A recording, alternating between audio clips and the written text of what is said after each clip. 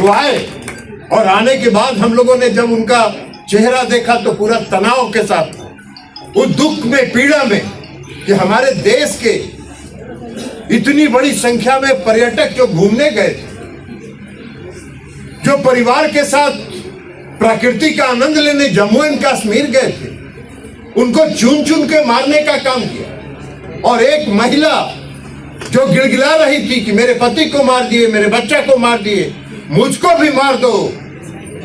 और उन आतंकवादियों ने कहा कि तुमको जिंदा इसलिए छोड़ रहे हैं कि मोदी तक जाके संदेश पहुंचा दे।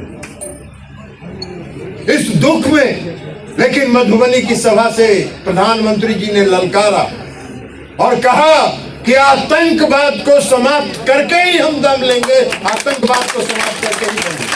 और उस दिन से लगातार वो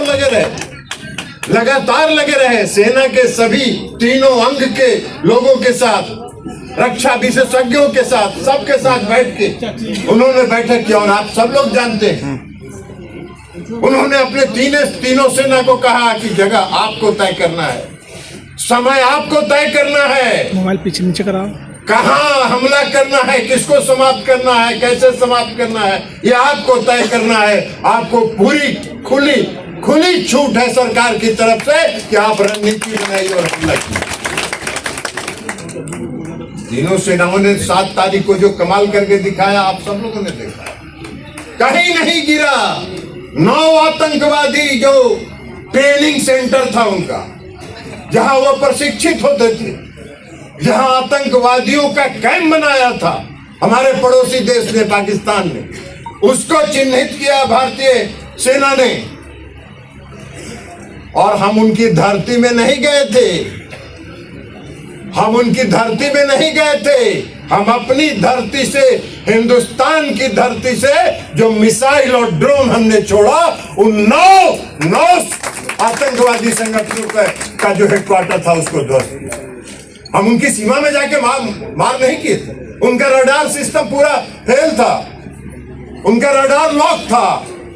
ये हमारे आत्मनिर्भर भारत बनाने का और रक्षा के साथ जो प्रधानमंत्री जी ने जो आत्मनिर्भर भारत के तहत जो अपने रक्षा, देश की सुरक्षा के लिए जो तैयार किया हथियार, उसका परिणाम हमने तो एक भी नागरिक को नहीं मारा।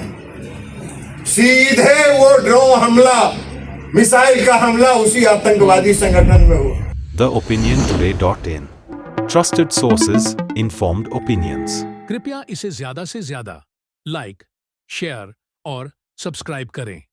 खबरों के लिए वेबसाइट देखें www.theopiniontoday.in।